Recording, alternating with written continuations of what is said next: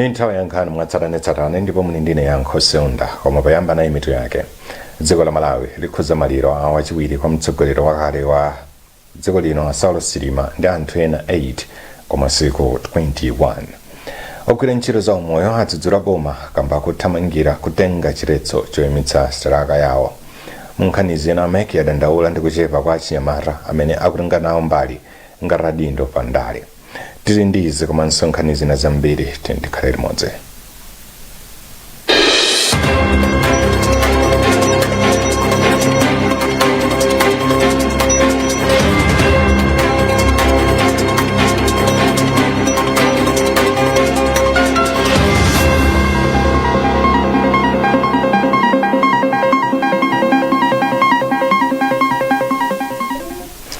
Mtsogoleri wa dziko lino Azitsogoleri walamula kuti dziko la Malawi likhuza maliro a wachiwiri kwa mtsogoleri wa dziko Saulos Chilima ndi anthu ena 5 komasiku 21. Munyengo mbendera za dziko zikhala zokugwa ndi theka kuyambira lachiwiri pa 11 June kufikira pa 21 July chaka chino. Mutenga wawo kwa mzika za dziko lino achikwera anati Chilima anati munthu wodzipereka komanso wokonda dziko lake. Izi ndi zina mwa zimene achikwera anayankhula. Dr. Saulos Klaus Chilima anali munthu wabwino, tate komanso mwamuna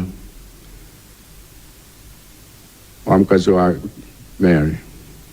Koma munthu wodzipereka wokonda dziko lake, kutumikira dziko lino komanso kutumikira ndi changu.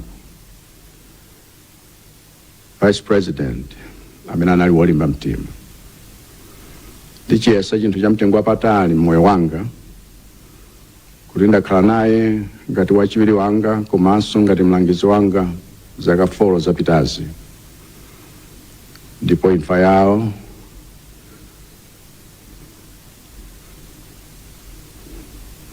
ni ngozi yoopsa kwambiri.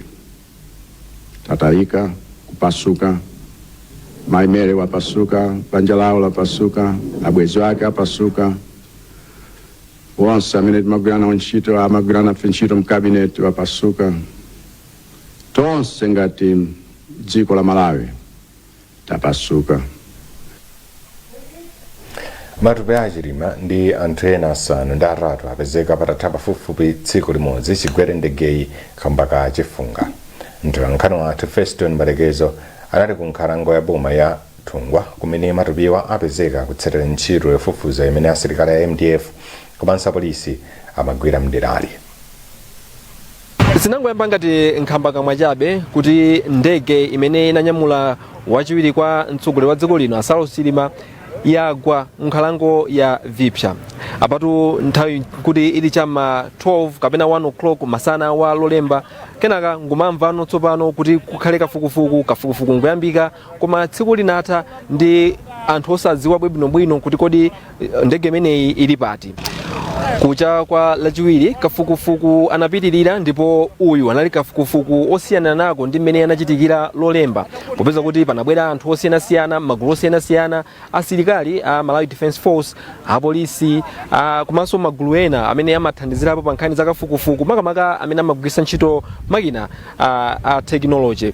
Ndiye kafukufuku atapitirira chama 11 o'clock pamene nkhani inabwerano kuti ndege yapezeka mkhalango ya Thungwa kumene kuna chisoni chachikulu wapeza kuti palibe amene wapulumuka pa ngozi malingaso ndi mmene walongosolera mtsogoleri wa dziko lino Azitsogoleri.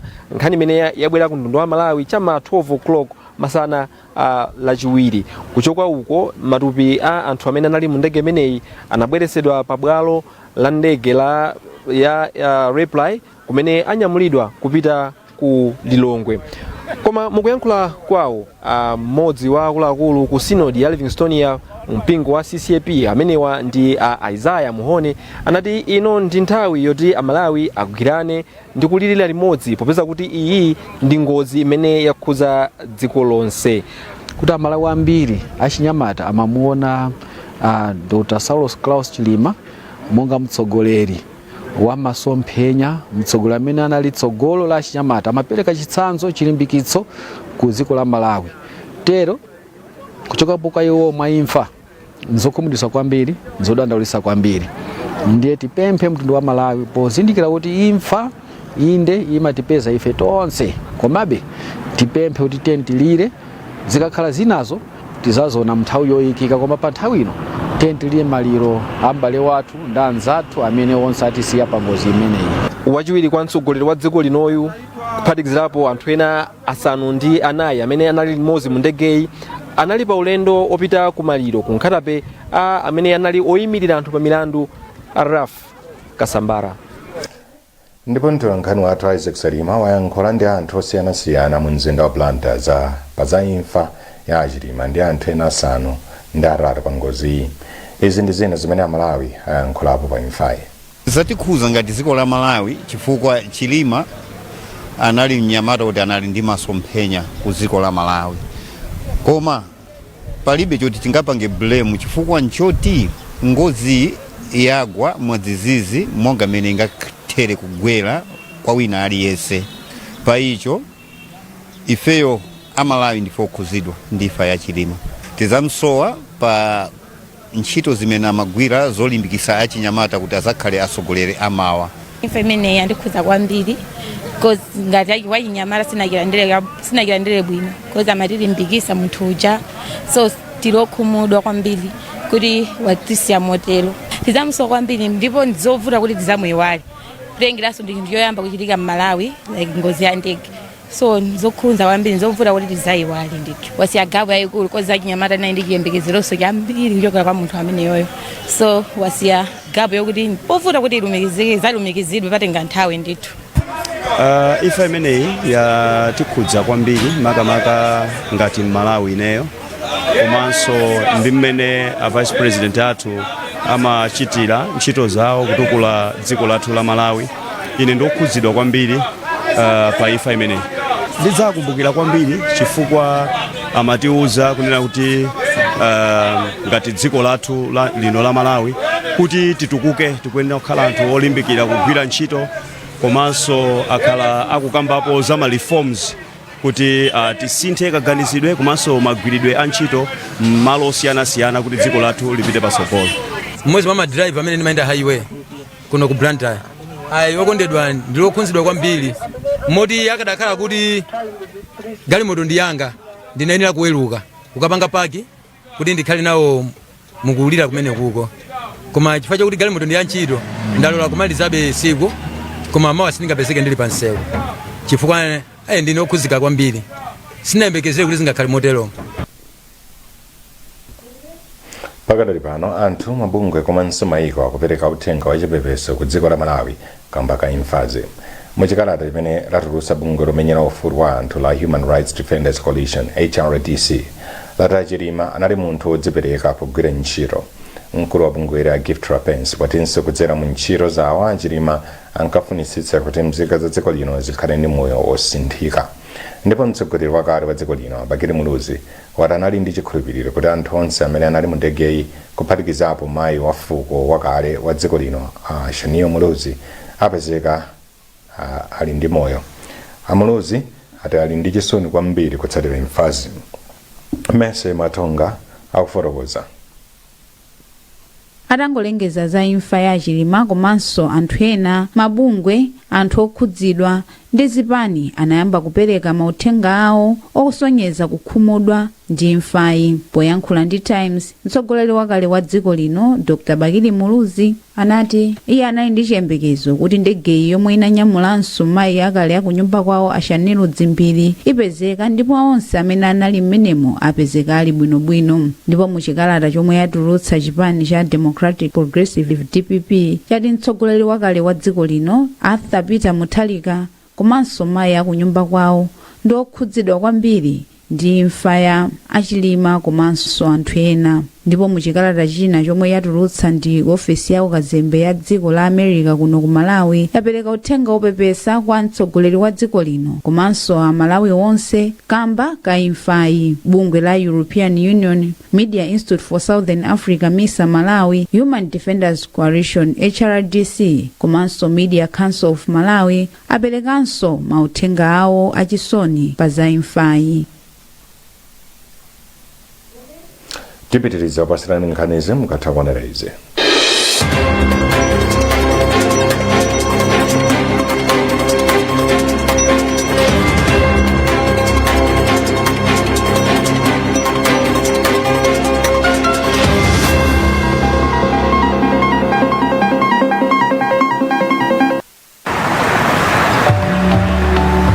wapiri wawa mwene amwe muoneka udandaula bwanji weniweni mwene sabata latha ndinapita kukatenga ndalama pa ATM nditapanga dongosolo lonse lotenga ndalama pa ATM zinaonetsa kuti ndalama zachoka kwa akaunti yanga komano pa ATM sizinatulutse ndiye ndinapita kukapereka dandaulo ku banki komano mpaka napano sakundipasa chithandizo ndiye m'bale wanu unetu ndalama ndiye yandivuta maluza kundimenya osati masewera ndiye sindikuziwa kuti ndipange bwanji m'bale wanga ndithu m'bale wanga ndiye kudandaula konseko koma chimwene kodi sukuziwa kuti uli ndi ufulu wakadandaula ku banki yayikulu mdziko muno yotchedwa Reserve Bank of Malawi ngati sunathandizidwe kapena ngati sunakhutitsidwe ndi thandizo limene walandira kuchoka ku bungwe limene umapanga nalo zachuma monga usunga ndi kubwerekesa ndalama ngati mabanki mabungwe ang'onoang'ono obwerekesa ndalama masako a insurance a pensioni ogulisa masheya komanso makampani olandira ndi kutumiza ndalama kupyolera balamya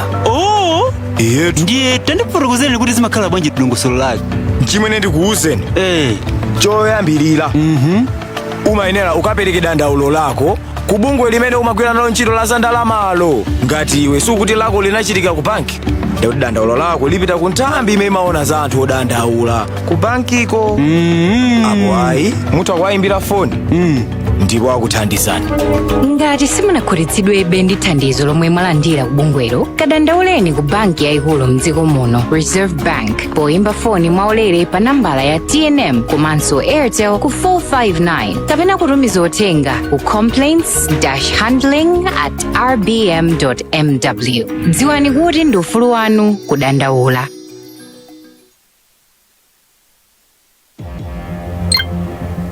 Welcome to Premier Beta. You have tried the race, now play the base. Win big with Navigator. Watch your payout soar higher and higher, but cash out before your winnings fly away.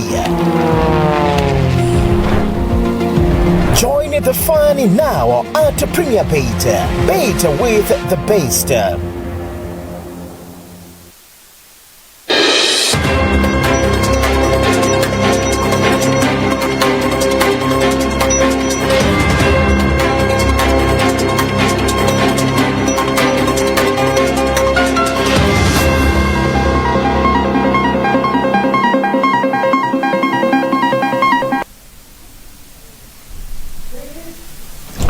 popitiriza nkhanizi ogwira ntchito za umoyo adzudzula boma kamba kothamangira ku bwalo la milandu ndi kuyimitsa kunyanyala ntchito kwawo.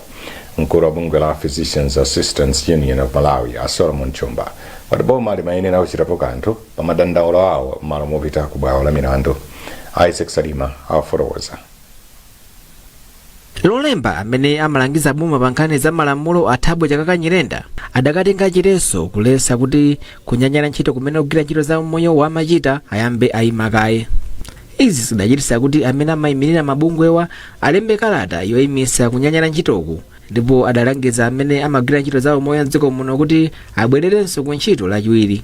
Koma pothirirapo ndemanga mkulu wa bungwe la Physicians Assistance Union of Malawi a Solomon Chumba adati ndi zokhumudwitsa kuti boma lidathamangira ku bwalo la milandu kukatenga chireso malo mwakuti akhale pansi kukambirana za nkhani. Nzopesa chisoni unati boma liganize kutenga chiretso malo mwakuti lipereke yankho ku zinthu zimene ife tina upasa zimene andokotala akhala kufuna komanso zinthu zimene abomawo anasayinira kudzera mu nduna za umoyo kuti panga izi kaya ndi chidodo cha mtundu wanji tikuona ngati ndi chidodo boma likuli chidodo chimenecho we don't know kuti zomvetsa chisoni unena kuti nkhani ichoka kalekale kumalephera kumayankha dzula akakuti imbira mafoni kumatipempha kuti mwina zimene zibwanji tiyapemphe anthu kuti ayimise kaye mastalakayi akayimisa kuti apereke yankho ndife tinanena kuti zovuta kuti tiyauza bwanji kuti ayimise anthu ndokwiya. Amene amayankhula pa nkhani za umoyo mdziko muno Amaziko Matemba adati nkofunikira kuti mbali ziwirizi zikhale pamodzi kukambirana za nkhani. Kutenga watu makhani imene ikambesedwa kuna kuti panazo kambirana anasuzana ndi zimene angapange pano kwasula bitsogolo kuti makutu amene wacho chimene ndakakonda zimene mbali zosukhuzidwa azigwiritsa ntchito kuti mfuno ngati amene wache chifukwa ngati anthu akambirana azimakhala kuti zambopepukapo koma zipanga zathu zina ndi kuti zikhozosokoneza zokambirana zimene anthu amagulu amene okambira. Ogwira ntchito za umoyowa adachita chiganizo choyambonyanyala ntchito atakhumudwa kuti boma silimayankhapo pa zimene adagwirizana kuti liwayankha pasanadutse sabata ziwiri kuchokera pamene adakambirana zokhuza nkhaniyi.